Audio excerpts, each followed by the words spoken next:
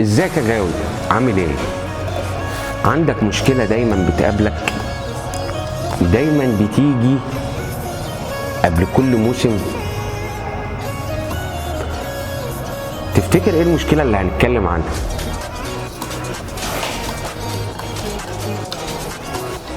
المشكلة اللي هنتكلم عنها خاصة بالتخصيب.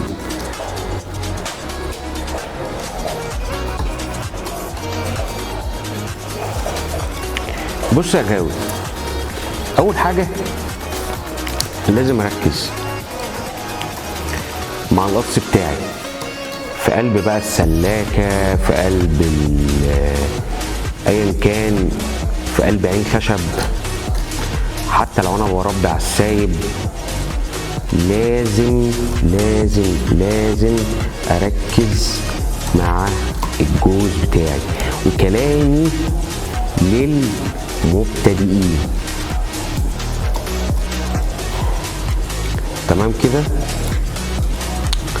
طيب احنا النهارده هنتكلم في مشكلة التخصيب للذكور.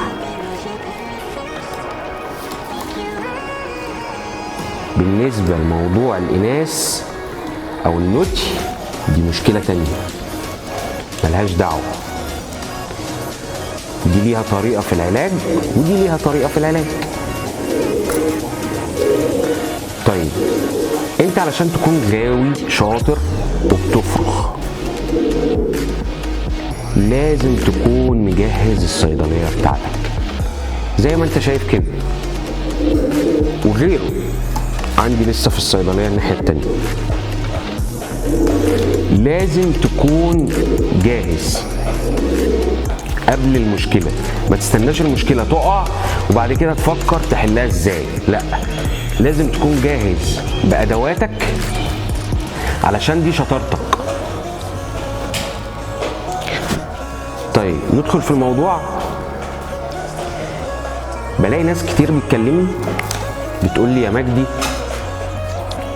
احنا بنيجي نفرخ واشتغلنا صح وعملنا كل حاجة صح وجهزنا واستعدينا ولقينا الذكر للنتاية، لقيناهم لبعض. دي اسمها مرحلة اللقو، يعني هم تجهزهم ان هم يتجوزوا يعني. وخلاص الذكر خد النتاية واتأكدنا ان هو قصر عليها وفعلا حصت اول حصواية بعد 10 ايام، وبعدها بيومين حصت التانية. وبعدين عايزين نعرف البيت ده مخصب ولا لا. تعرف البيت ده مخصب ولا لا دي برضو هنتكلم عنها في حلقة تانية، ولكن خلينا نتكلم في الناس اللي بتعرف دلوقتي البيض مخصب ولا لا. بيتكشف عليه بعد 5 ايام. بعد 5 ايام ما لقيتش فيه عروق ولا بذر حتى او نقطة دم، اعرف كده ان في مشكلة وان البيض ده مش مخصب ومش هيكون جنين. طب المشكلة دي بتكون منين؟ المشكلة دي بتكون من الذكورة. طيب اول حاجة لازم ابص عليها ولازم اتابعها درج النظافة بتاعي. لازم اشوف في اسهالات ولا مفيش اسهالات، صحتهم العامة كويسة ولا لا. لما باجي اقدم الاكل او اكلف الاكل بيجروا عليه ولا لا. لازم الاحظ كل ده. ليه؟ لان عادة بيكون في ديدان. دي اول مشكلة بنقابلها سواء للذكور او للاناث، بتعمل مشاكل كبيرة قوي ومش بيعرفوا يكون في بيض مخصب، فدي مشكلة. طيب الحمد لله اتأكدنا ان الذكر عندنا والنتاية تمام ومفيش اسهالات ولا في ديدان والحمد لله وصحتهم كويسه. هاجي اقول لك لو الذكر لسه اول شغله، بسم الله الرحمن الرحيم، قفل الصمه ولسه اول شغل ليه وانت مغمض كده، ولقيته اول عش جابه فاضي، بيت فاضي او حصى فاضي، تاني عش نفس المشكله، اعرف ان في مشاكل عندك. طيب خلينا نتكلم في المشاكل الاساسيه وبعد كده نتكلم في المشاكل اللي ممكن تقابلنا واحنا بنفرغ. اول مشكله ان اول ذكر لما بيجي في بدايه شغله خالص ويجي يشتغل ما بيكونش عنده الخبره الكافيه. ده واحد. طب اتنين، لو انت عندك حمام غزار وطويل لازم تخرطه زي الذكر ده، يعني الذكر ده مثلا بخار، فانا خرطه مجهزه للفرخ.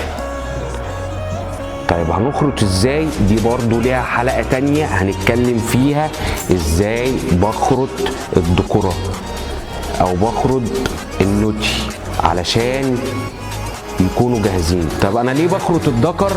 علشان اليد بتاعه لما بيجي يكسر من فوق على النتاية بيتحرك يمين وشمال فما بيوصلش،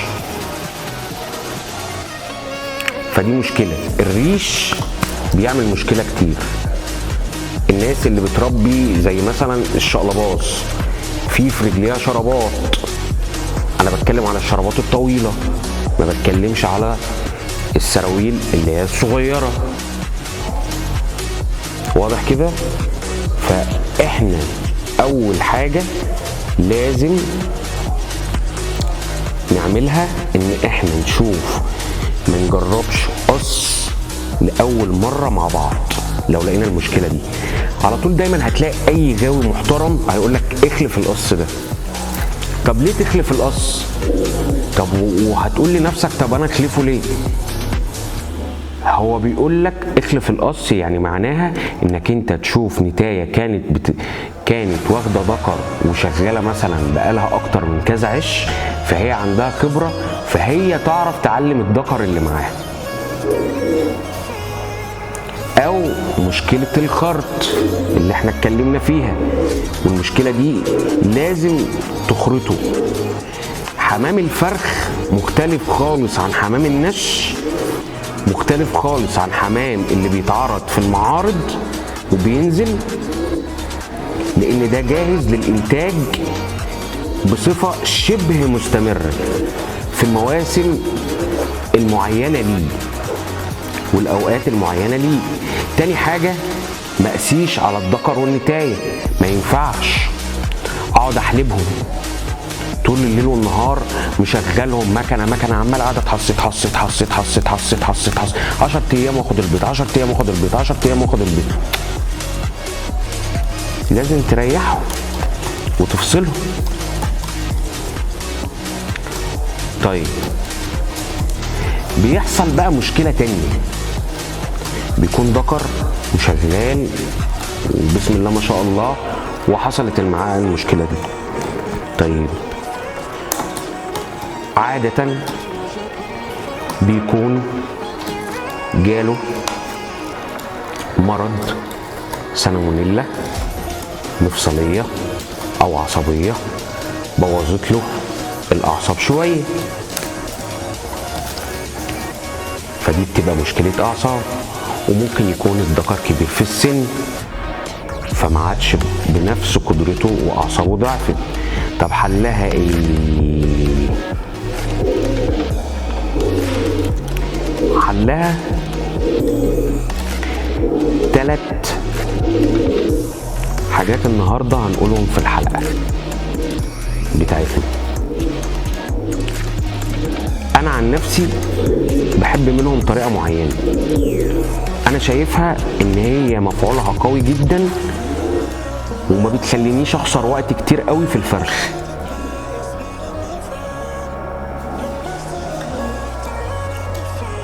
تعالوا نقولهم بقى. اول حاجه ممكن اعالج معايا مشكله ضعف الاعصاب باي فيتامين ب 12 او مجموعه بي كومبلكس بي 12، دي ممكن اجيبها. طب ممكن اعالج بايه تاني؟ اعالج بالحقن. اي حقنه تنفع فيتامين ب 12 نقدر نحقنه. طيب هتقولي الحقن وانا ما بعرفش احقن، ما هو ده بقى موضوعنا النهارده، ان انا اعلمك ازاي تحقن، وان يكون قلبك جامد، قلبك مش خفيف. بص، الحمام شخصيته دايما من شخصية صاحبه. لو قلبك قوي الحمام ده هيبقى قوي في سباق، قوي في نش، قوي في فرخ. لازم تحس ان هو صاحبك كده، يعني ايه، بيستمد منك القوه وانت بتستمد منه قوه. الموضوع بيبقى لذيذ، حاجه كده، انت فاهم. هم مربين الحمام وغاويين الحمام فاهمين اللغه دي. طيب في بقى دواء تاني حلو قوي بس للاسف مش موجود. الشركه دلوقتي في الفتره الحاليه من تاريخ الفيديو اللي انا بكلمك فيه هو حاليا مش موجود، ولكن ان شاء الله انا لما سالت عنه في اكتر من كذا مكان قالوا ان هم هيحاولوا يوفروا لي، يعني ان شاء الله الشركه ترجع تاني تنزله، لان كان دواء جميل جدا اسمه سيدروفين. ده بناخد منه نص حبايه بنديها للذكر لمده من 5 ايام ل7 ايام. وغالبا اي دواء تستخدمه عموما انت عارفه مش عارفه حط ورا منه رافع مناعه. طب هتقول لي رافع مناعه ايه؟ اقول لك رافع مناعه ايمولانت، شراب بشري تمام من اي صيدليه بشريه تقدر تجيبه حضرتك. انا عن نفسي بحب الايمولانت،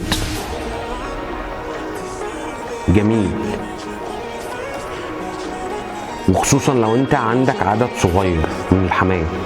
انما لو عندك عدد كبير طبعا البيطري بسم الله ما شاء الله هيكفي ويوفي وهيبقى ارخص ليك في التكلفه كمان.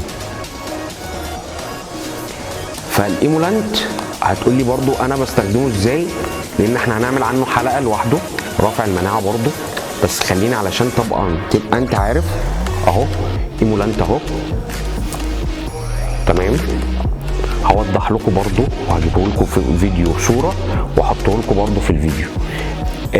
ايمولانت بناخد 5 سم على لتر ميه، بندوبهم كويس ونرجهم كويس، بعد كده بنقدمهم للحمام.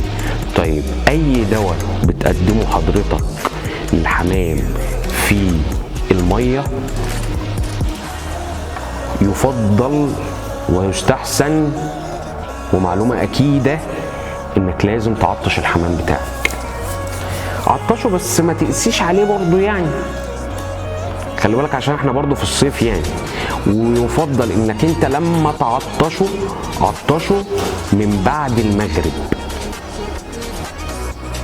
قدرت تطلع له بقى الساعة 1 بالليل 12 بالليل وتديله الدواء يبقى جزاك الله كل خير. ما قدرتش الصبح الساعة 7 8 9 الصبح قدم له المية. ويفضل انك ما تقسيش عليه، معلش هتتعب شويه مع الحمام بتاعك بس صدقني هتلاقي فيه نتيجه. وده اللي بيخلي اخواننا وحبايبنا اللي بيربوا بلدي ما بيبقوش واخدين بالهم من الموضوع ده ومن الحاجات دي، وخصوصا ست البيت المصريه الاصيله اللي عامله مشروع جميل. تيجي يا عيني تلاقي البيض فاضي، فدي برضو مهمة جدا برضو المعلومة دي لست البيت، علشان ده أكل عيشها. عشان هي ما تتضرش فيه. تمام. طيب الدكر البخارة ده ان شاء الله هعلمك ازاي تحقنه بطريقة سهلة وبسيطة. في طريقتين في الحقن. اول واحدة ان انا احقن في لحم الصدر، وفي ان انا احقن في جلد الرقبة من هنا، من فوق هنا. طبعا جلد الرقبة دي بتبقى مش كل الناس بتعرفها، ولكن خلينا واحدة واحدة، مش عايزين نستعجل. انا معاك واحدة واحدة ان شاء الله، لغاية ما انا وانت ربنا يكرمنا ونفرخ. مادام خدت النية وسعيت وخدت بالاسباب واجتهدت وعرفت المعلومة فين وهتعالج ازاي، ربنا هيكرمك ان شاء الله. تمام. هنرجع ليكم تاني ونقول لكم ايه هي الجرعة والمدة قد ايه، وازاي بنحقن جسم الفرد او الذكر بالمادة دي. وعموما الحقن ده دي الطريقة اللي انت تقدر تستخدمها في اي دواء تقدر تحقن بيه، مش شرط المشكلة بتاعتنا بتاعت النهاردة. طبعا يا جماعة ده النوع اللي معانا اللي متوفر في السوق. طبعا انا رحت الصيدلية عادي خالص، تمام، قلت له عايز حقن اعصاب او بي 12، قال ده اللي موجود. طبعا هي الماده تركيبها اسمه رخم شويه، ممكن اكتبه لك ان شاء الله في الفيديو. تمام. وهقول لك ازاي هنستخدمها وازاي بنعالج بيها. تابعنا بقى في باقي الحلقه علشان تشوف احنا هنعمل ايه النهارده يا غاوي.